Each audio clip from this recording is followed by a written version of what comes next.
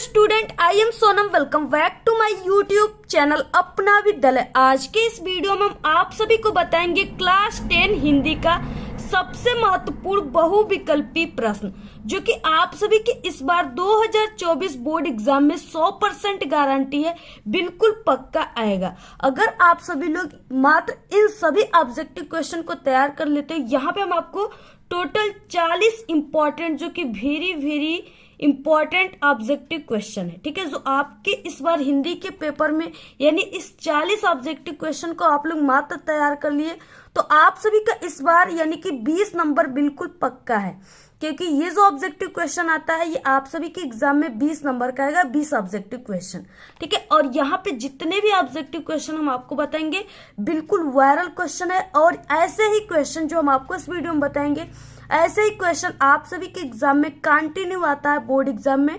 तो यहाँ पे सबसे फर्स्ट क्वेश्चन क्या है, शिक्षा और संस्कृति के रचयिता हैं, ठीक है, कौन कौन है। यहाँ पे 4 ऑप्शन है। पहला जयशंकर प्रसाद, ठीक है, दूसरा है रामचंद्र शुक्ल, और तीसरा है डॉक्टर राजेंद्र प्रसाद, और चौथे जो है डी वो भगवत शरण उपाध्याय है, ठीक है।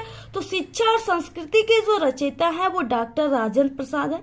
ऑप्शन यहाँ पे सी राइट है। नेक्स्ट क्वेश्चन दूसरा है ठलुआ क्लब के रचनाकार हैं, ठीक है, गुलाब राय हैं, यशपाल है, अज्ञे हैं या मोहन राकेश है। तो जो ठलुआ क्लब है, ठीक है, इसके जो रचनाकार है वो ऑप्शन ए यानी गुलाब राय है, जिनका पूरा नाम बाबू गुलाब राय भी है। नेक्स्ट क्वेश्चन है तीसरा, आत्मकथा के लेखक है, ठीक है, प्रेमचंद है, हरिवंश राय बच्चन है, जयशंकर प्रसाद है या महादेवी वर्मा है। तो देखिए आत्मकथा के जो लेखक है वो हरिवंश राय बच्चन जी हैं, ठीक है, जो कि अमिताभ बच्चन के पिताजी हैं। और इनके जो यानी कि इनका जो आत्मकथा है वो क्या भूलूं क्या याद करूं, ठीक है, यह हरिवंश राय बच्चन जी का जो है आत्मकथा विधा का रचना है। नेक्स्ट क्वेश्चन है चौथा, कलम का सिपाही किस विधा पर आधारित रचना है, ठीक है। विधा का मतलब क्या है कि ये जो कलम का सिपाही है, ठीक है, ये जो रचना है ये जीवनी है, ठीक है, आत्मकथा है, नाटक है, निबंध है, रेखाचित्र है, ठीक है, यह क्या है। तो यहाँ पे देखिए ऐसे क्वेश्चन आपके हिंदी के पेपर में, ठीक है, 3-4 ऑब्जेक्टिव क्वेश्चन आएंगे। हम आप सभी को बता दें कि जो आपके हिंदी में ऑब्जेक्टिव क्वेश्चन आता है, ठीक है, सबसे ज्यादा जो प्रॉब्लम आपको होगी, यानी आपका गलत होने का जो इसमें, ठीक है, प्रॉब्लम रहेगा, वो यही क्वेश्चन रहता है कि यहाँ पे विधा पूछ देता है और आप लोग, ठीक है, जब भी रचना याद करते हो तो सिर्फ रचना और लेखक याद कर लेते हो, बाकी आप लोग विधा नहीं याद करते हो कि वो जीवनी है, रचना की आत्मकथा है, ठीक है, या नाटक है, निबंध है। तो आपको जब भी रचना याद करना है तो आप लोग जीवनी, ठीक है, यानी उसके विधा को भी तैयार कीजिए और लेखक का नाम भी तैयार कीजिए। अगर आप सभी लोग, ठीक है, कमेंट करेंगे तो हम आपको ये भी बता देंगे, यानी इंपॉर्टेंट रचना, ठीक है, लेखक का नाम या कवि का नाम और उसके कौन सी विधा की रचना है। आप लोग कमेंट करेंगे तो इस टॉपिक पे वीडियो बहुत जल्दी बन जाएगी। तो यहाँ पे देखिए जो कलम का सिपाही है, ठीक है, ये जीवनी विधा की रचना है, ऑप्शन यहाँ पे सी राइट है, और ये अमृत राय का है, ठीक है, अमृत राय जो है वो लेखक है। नेक्स्ट है यहाँ पे 5वां, निराला की साहित्य साधना के लेखक हैं, ठीक है, निराला का पूरा नाम जो है वो सूर्यकांत त्रिपाठी निराला है। तो निराला की जो साहित्य साधना के लेखक हैं वो कौन है यहाँ पे, तो यहाँ पे वो रामविलास शर्मा है, ऑप्शन ए राइट है। नेक्स्ट क्वेश्चन है 6वां, द्विवेदी युग के कवि माने जाते हैं, ठीक है, द्विवेदी युग के कवि इसमें से कौन है, मैथिली शरण गुप्त है, भारतेंदु हरिश्चंद्र है, प्रताप नारायण मिश्र है या महादेवी वर्मा है। तो देखिए जो द्विवेदी युग के कवि हैं, ठीक है, वो मैथिली शरण गुप्त है, ऑप्शन यहाँ पे ए राइट है, जिनकी प्रमुख रचना साकेत है। इसके बाद नेक्स्ट है यहाँ पे 7वां क्वेश्चन, कविता में ब्रज भाषा का प्रयोग किस युग की प्रवृत्ति है, ठीक है। तो जो ब्रज भाषा का उपयोग हुआ था कविता में, ठीक है, वो भारतेंदु युग की प्रवृत्ति, ऑप्शन यहाँ पे सी राइट है। नेक्स्ट है 8 क्वेश्चन, प्रयोगवादी कविता की प्रमुख विशेषताएं हैं। इसके बाद देखिए नेक्स्ट 8वां क्वेश्चन, प्रयोगवादी कविता की प्रमुख विशेषता है, ठीक है, प्रयोगवादी जो कविता है उसकी प्रमुख विशेषता क्या है, अति यथार्थता, ठीक है, और ये भी है, और इसके बाद यहाँ पे विद्रोह का स्वर ये भी है, ठीक है, और बौद्धिकता की प्राधानता ये भी है, और इसमें से यानी तीनों है उपयुक्त में से सभी, ऑप्शन यहाँ पे डी राइट है। नेक्स्ट क्वेश्चन है 9, रीतिकाल का समय है, ठीक है, रीतिकाल का जो समय है, रीतिकाल के लेखक जो कवि बिहारी लाल जी हैं, यानी उनका जो यहाँ पे रीतिकाल जो प्रारंभ हुआ था उसका क्या समय है। तो उसका समय है यहाँ पे 1700 से 1920 ठीक है, यानी सन 1700 से और 1920 तक। ऑप्शन सी राइट है। नेक्स्ट है रीति मुक्त कवि कौन है? मतीराम है, आलम है, पंत है, ठीक है, जिनका पूरा नाम सुमित्रा नंदन पंत है, या जयशंकर प्रसाद है। तो रीति मुक्त कवि जो है वो आलम है। ऑप्शन बी राइट है। नेक्स्ट है 11 क्वेश्चन, शोक विकल सब रोबही रानी रूप सीलु बलु तेज बखानी, ठीक है, में प्रयुक्त रस है। अब देखिए आपके जो रस चंद्र अलंकार होंगे वो ऑब्जेक्टिव के रूप में आएंगे। अब देखिए यहाँ पे शोक, जो शोक है वो किसका स्थायी भाव होता है? वो करुण रस का स्थायी भाव होता है, ठीक है, उसको आप लोग इस तरह से भी लिख सकते हो। तो यहाँ पे पहले ही शोक दे दिया, यानी कि इससे ये जो उदाहरण है इसमें करुण रस की बात कही गई है, तो यहाँ पे ऑप्शन यहाँ पे बी राइट हो जाएगा, करुण रस। नेक्स्ट है माया दीपक नर पतंग पंक्ति में अलंकार है, ठीक है, तो इसमें देखिए कौन सा अलंकार है पूछा है, उपमा है, रूपक है, उत्प्रेक्षा है, या यमक अलंकार है, ठीक है। तो माया दीपक नर पतंग यानी इसमें यमक अलंकार है। इस तरीके से ऑप्शन यहाँ पे डी राइट है, यानी कि इसमें दो शब्द हैं और दोनों के जो अर्थ हैं वो क्या है, अलग अलग है, ठीक है। इस तरीके से नेक्स्ट है यहाँ पे 13 क्वेश्चन, रोला के प्रत्येक चरण में मात्राएं होती हैं। तो रोला, और आप लोग क्लास 10th में हो तो आपको रोला और सोरठा छंद पढ़ना है। तो रोला में जो है वो प्रत्येक चरण में कितनी मात्राएं होती है? वो 24 मात्राएं होती है। ऑप्शन डी राइट है। नेक्स्ट अनुसरण शब्द में उपसर्ग है। अब देखिए यहाँ पे उपसर्ग पूछा है, ठीक है।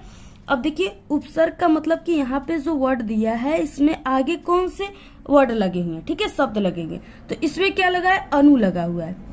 अब इसमें अनु लगा है, इसमें सरल हमने जोड़ दिया तो ये अनुसरण बन गया, ठीक है। तो इसमें उपसर्ग जो रहेंगे वो आगे लगने वाले वर्ड रहेंगे, तो इसमें आगे क्या लगा है? अनु। तो ऑप्शन यहाँ पे सी राइट है, अनु। अच्छा देखिए युष्मत का आपके एग्जाम में इस बार आएगा। युष्मत प्रतिपादिक के तृतीया एक वचन का रूप है, ठीक है। तो जो तृतीया एक वचन का रूप है, ठीक है, वो यहाँ पे त्वया है। ऑप्शन यहाँ पे बी राइट है। देखिए आपको ये भी ध्यान में रखना है कि इसमें हलंत लगा हुआ है, इसमें नहीं लगा हुआ है, ठीक है। तो यहाँ पे त्वया, ऑप्शन यहाँ पे बी राइट है। हम आप सभी को बता दें हमारे चैनल पे यानी धातु रूप और शब्द रूप को पहचानने की बहुत ही अच्छी ट्रिक है। अगर आप लोग उस ट्रिक को, छोटी सी ट्रिक को जान जाओगे तो आप लोग 1000 प्लस धातु रूप और शब्द रूप को बहुत ही कम समय में चुटकियों में तैयार कर लोगे। तो अगर आप लोग अभी तक हमारे उस ट्रिक को नहीं देखे हो तो आप सभी लोग, ठीक है, चैनल पे विजिट करके देख लीजिएगा, प्लेलिस्ट में देख लीजिएगा, या आप सभी लोग यूट्यूब पर सर्च कीजिएगा, ठीक है, विभक्ति पहचानने की ट्रिक अपना विद्यालय, तो वहां पे हमारी वीडियोस आ जाएंगी, वहां से भी आप लोग उस ट्रिक को जरूर देख लीजिएगा, वो आपके एग्जाम के लिए काफी ज्यादा हेल्पफुल होगा, ठीक है। इसके बाद देखिए नेक्स्ट है 16 क्वेश्चन, यहाँ पे दिया हुआ है कि भवानी शंकर पद में समास है, ठीक है, समास पूछ रखा है। यहाँ पे द्विगु है, द्वंद्व है, तत्पुरुष है, कर्मधारय है। तो यहाँ पे भवानी शंकर यानी भवानी और शंकर, ठीक है, इसमें क्या हो जाएगा? और शब्द का लोप हो जाएगा। जहां पे और शब्द का लोप होता है वहां पे द्वंद्व समास होता है। ऑप्शन बी राइट है। नेक्स्ट है 17 मनोज पर्यायवाची है, यानी मनोज का पर्यायवाची क्या होता है? चंद्रमा होता है, कामदेव होता है, कपड़ा या आकाश, ठीक है।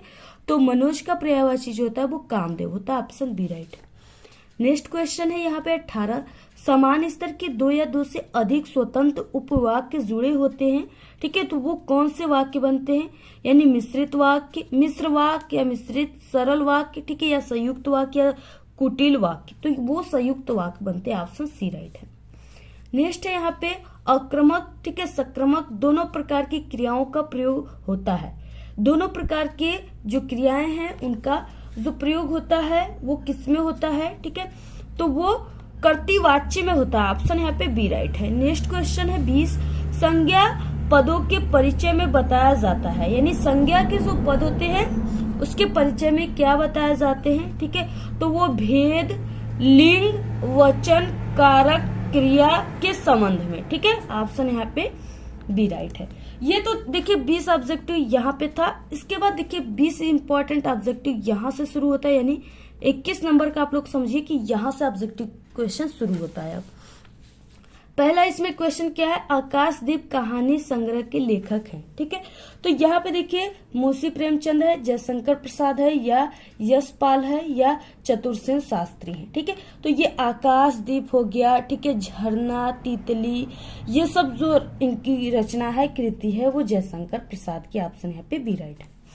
नेक्स्ट है दूसरा क्वेश्चन है, आचार्य रामचंद्र शुक्ल की कृति है रस मीमांसा, त्यागपत्र, कल्पलता, या क्या भूलू क्या याद करूं। ठीक है, तो ये जो क्या भूलू क्या याद करूं है, ये तो हरिवंश राय बच्चन जी का है। बाकी यहाँ पे इनका ये काफी इंपॉर्टेंट है, हर साल आपके पेपर में आता है। ठीक है, वो है रस मीमांसा। रस मीमांसा के जो लेखक है वो आचार्य रामचंद्र शुक्ल है। ऑप्शन यहाँ पे फर्स्ट राइट है। नेक्स्ट है तीसरा, जीवनी विधा की रचना है। जीवनी विधा की कौन सी इसमें रचना है जो जीवनी है, कलम का सिपाही, भारत दुर्दशा, चंद्रगुप्त, गोदान। ठीक है, तो गोदान तो मुंशी प्रेमचंद जी का है। ठीक है, जो कि उपन्यास है। चंद्रगुप्त जो है ये किसका है, ये जयशंकर प्रसाद जी का है।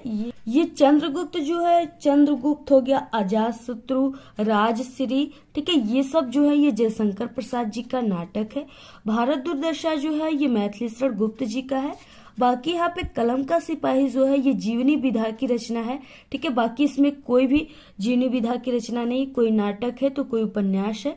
बाकी यहाँ पे जो कलम का सिपाही है ये जीवनी विधा की रचना जो कि अमृत राय जी का है। नेक्स्ट यहाँ पे चौथा, परीक्षा गुरु किस गद्य विधा की रचना है। यहाँ पे विधा फिर से पूछ रखा है, तो परीक्षा गुरु जो है वो लाला श्रीनिवास दास का पहला उपन्यास है। ऑप्शन यहाँ पे सी राइट है। नेक्स्ट है यहाँ पे पांचवा, साहित्य लोचन के लेखक है। ठीक है, साहित्य लोचन जो है उसके लेखक कौन है, तो वो श्याम सुंदर दास। ऑप्शन यहाँ पे बी राइट है। और आप सभी लोग लास्ट में बताइएगा कि आपका जो 40 से ऑब्जेक्टिव क्वेश्चन है उसमें से आपका कितना ऑब्जेक्टिव क्वेश्चन तैयार हुआ है। ठीक है, कितना ऑब्जेक्टिव क्वेश्चन का आंसर आप लोगों ने सही बताया, आप लोग जरूर बताइएगा। क्योंकि देखिए आपके पास अब टाइम नहीं है। अब क्या है कि आपको पूरी तैयारी करके अब आपको सिर्फ इस तरह से टेस्ट टाइप का देना है। ठीक है, और आपको खुद से इसमें आपको देखना है कि हमें कितने क्वेश्चन का आंसर बिल्कुल ऑनेस्टी से आ रहा है। ठीक है, क्योंकि आपके पास टाइम बिल्कुल नहीं है, बहुत ही कम दिन बचे हैं आपके एग्जाम में, और आपके एग्जाम बिल्कुल आपके सर पे आ गए। अभी से अगर आप लोग स्टार्ट नहीं किए हो स्टडी करना तो शुरू कर दीजिए। और अगर आप लोग किसी भी सब्जेक्ट में कमजोर हो और आप सभी को ठीक है अभी तक तैयारी नहीं हुई है आपका उस सब्जेक्ट का, आपको सब्जेक्ट काफी डिफिकल्ट लगता हो, तो आप सभी को हमारे चैनल पे सभी विषय में पास होने की ट्रिक है। ठीक है, जिससे आप सभी लोग मैथ में कमजोर हो, इंग्लिश में, या क्लास 10th की किसी भी सब्जेक्ट में आप लोग कमजोर हो, ठीक है, तो हमारे चैनल पे पास होने की ट्रिक है। आपको इसी वीडियो के लास्ट में 4 वीडियो की प्लेलिस्ट दिखेंगी, उसी पर क्लिक करके आप लोग सभी वीडियो को जरूर देख लीजिएगा। ठीक है, अगर आप लोग उन सभी वीडियो को देख लेते हो तो आप सभी लोग ठीक है 100% मेरा गारंटी आप लोग पास ही नहीं बल्कि एक बहुत अच्छे नंबर लाओगे। तो अगर आपको प्लेलिस्ट से नहीं मिलेंगी तो आप लोग यूट्यूब पर सर्च कीजिएगा। ठीक है, जैसे गणित में पास होने की ट्रिक है तो आपको मैथ में पास होने की ट्रिक अपना विद्यालय सर्च करना, वहां पे हमारी वीडियोस आ जाएंगी और वहां से आप लोग आसानी से देख लोगे। ठीक है, तो इसके बाद देखिए नेक्स्ट है यहाँ पे 6वां क्वेश्चन, तार सप्तक के कवि हैं। ठीक है, तार सप्तक जो है इसके कौन कवि हैं, अज्ञे हैं, रामविलास शर्मा है, ठीक है, भारत भूषण अग्रवाल है, या उपयुक्त में से सभी हैं। ठीक है, तो यहाँ पे देखिए यानी कि जो तार सप्तक के कवि माने जाते हैं ठीक है वो यहाँ पे अज्ञे माने जाते हैं, और रामविलास शर्मा जी, भारत भूषण अग्रवाल जी, यानी इनमें से सभी ऑप्शन यहाँ पे डी राइट है। नेक्स्ट है यहाँ पे 7वां, तार सप्तक के संपादक जो है वो कौन थे। ठीक है, अज्ञे हैं, यशपाल हैं, दिनकर हैं, या महादेवी वर्मा है। तो देखिए जो तार सप्तक के संपादक माने जाते हैं वो अज्ञे हैं, जिनका पूरा नाम सचिदानंद हीरानंद वात्स्यायन अज्ञे जी है। ठीक है, इसके बाद नेक्स्ट है 8वां क्वेश्चन, द्विवेदी युग की प्रमुख विशेषता है, नीति और आदर्श है, कल्पना की अधिकता है, संकुचित राष्ट्रीयता है, या शोषण का विरोध है। ठीक है, तो यहाँ पे देखिए जो द्विवेदी युग की प्रमुख विशेषता है ठीक है वो नीति और आदर्श है। ऑप्शन यहाँ पे फर्स्ट राइट है, ए। नेक्स्ट है 9वां क्वेश्चन, बिहारी के द्वारा प्रयुक्त मुख्य छंद है, यानी बिहारी जो थे बिहारी लाल वो अपने छंदों में किस छंद का सबसे ज्यादा प्रयोग किया करते थे, तो वो दोहा छंद का प्रयोग किया करते थे। ऑप्शन ए राइट है। नेक्स्ट है यहाँ पे 10 क्वेश्चन, दीप शिखा ठीक है, रचना है। दीपशिखा जो है वो किसकी रचना है, तो देखिए दीपशिखा, यामा, रेखा चित्र, ठीक है, ये सब जो रचना है ये महादेवी वर्मा का, ऑप्शन बी राइट। नेक्स्ट है 11 क्वेश्चन, तात तात का तात पुकारी पंक्ति में कौन सा रस है, यहाँ पे रस पूछ रखा है, ठीक है।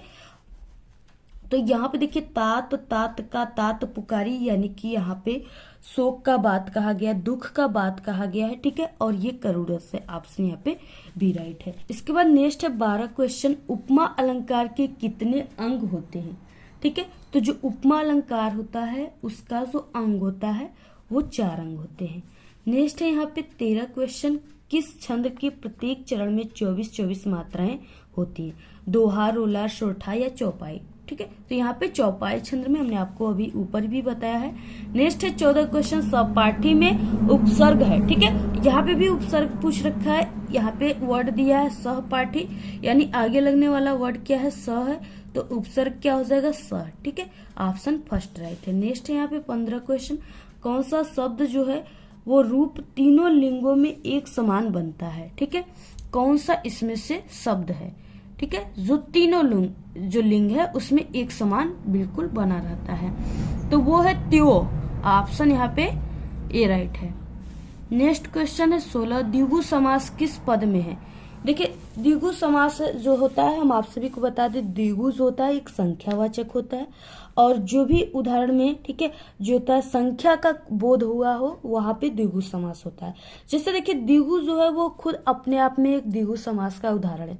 द्विगु का मतलब कि 2 गायों का समूह, ठीक है, 2 गाय का समूह, इस तरह से। अब इसमें पूछ रखा है कि कौन सा पद जो है वो द्विगु समास का उदाहरण है, तो यहाँ पे देखिए चौराहा, ठीक है, चौराहा का मतलब आप लोग सभी लोग जानते हो, चौराहा जो होता है जहां पे 4 राहें होती है, ठीक है, इस तरह से इधर भी एक आएगा और एक इधर से भी आएगा और इधर से, ठीक है, और ये जो क्षेत्र है इसको चौराहा कहते हैं।